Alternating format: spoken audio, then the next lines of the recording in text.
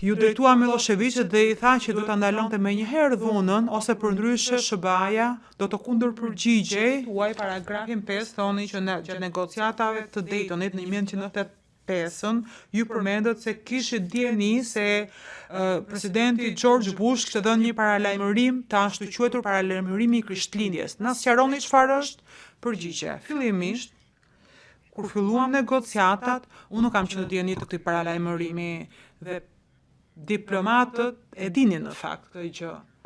Po publiku në përgjithësi dhe ne që punonim në ushtri, që kishim që të dislokuar në vende të tjera në dhjetor të 92-shit, nuk kishim dieni për shkak të dhunës që ishte shënjestruar ndaj popullatës shqiptare nga policia serbe dhe nga MUP në veçanti brenda Kosovës. Presidenti Bush, pra George H. Bush, ju drejtua Miloševićit dhe i tha që do ta ndalonte menjëherë dhunën ose përndryshe SBA-ja do të kundërpërgjigjej.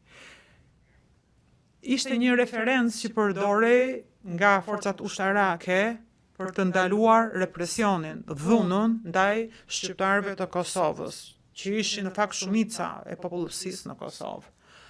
Pyetje, ju ashtu thatë që ju e kontaktuat Miloševićin në Dayton dhe trajtuat çështjen e trajtimit të tij të shqiptarëve të Kosovës dhe ai tha se nuk donte të fliste për këtë aspekt, apo jo?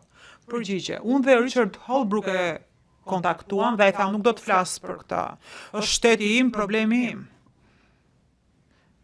Refuzoi të fliste për këtë temë. Nuk përpoqëm shumë se një herë në fakt. Ne e dinim që ishte e rrezikshme kjo gjë. E dinim që atje kishte vështirësi, po ai nuk donte të fliste për këtë gjë. Mishatiç në rregull.